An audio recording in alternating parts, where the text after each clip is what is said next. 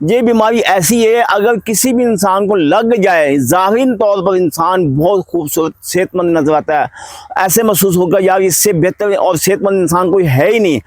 مگر جس وقت اس کی اندرونی کنڈیشن کو نوٹ کریں گے تو یقین جانیے وہ تقریباً 25% مردانہ صلاحیت کا حامل ہوگا، صرف 25%، 75% اس میں کمزوری واقع ہوگی۔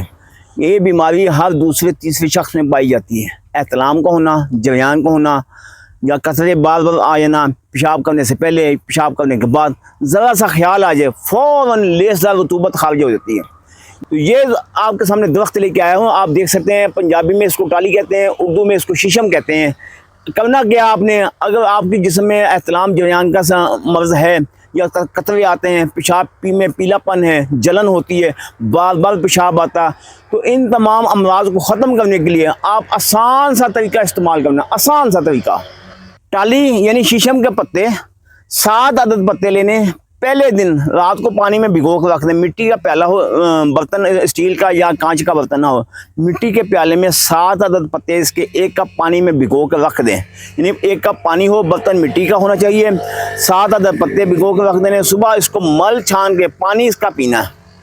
دوسرے دن آپ نے 10 پتے، تیسرے دن آپ نے 13 پتے، اسی طرح 3 پتے بڑھاتے جائیں حتیٰ کہ آپ کے 21 پتے ہو جائیں گے۔ پھر اسی حساب سے آپ کو اس کو واپس آنا، پھر واپس 10 پتے کی جانب، اسی طرح 10 سے پھر آپ نے 21 کی طرف جانا۔ یہ بھی ایک طریقہ ہے، اس طریقے کے مطابق آپ نے 1 مہینہ اس کا نسخہ استعمال کرنا۔ 1 مہینے کے استعمال کرنے سے منی کے اندر جتنا پتلا پانی ہے، پتلی رقیق ہے، ٹائمنگ نہیں ہے، امساک نہیں ہے،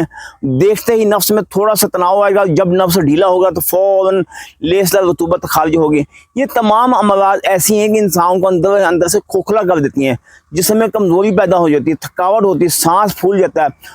اس کو استعمال کریں اور اس کا ایسا رزلٹ آپ کو ملے گا، اس کے استعمال کرنے سے معدے میں، مثانے میں، جگر میں گرمی ہے وہ بھی آپ کی ختم ہو جائے گی۔ ایک بات کا خیال رکھیے گا، جس دن آپ نے یہ نسخہ استعمال کرنا اس دن آپ نے کوئی فاسٹ فوڈ، گرم چیز، تلی ہوئی اشیاء، بازار کی کوئی بھی چیز آپ نے استعمال نہیں کرنی۔ دعا میں یاد رکھیے۔ اللہ حافظ۔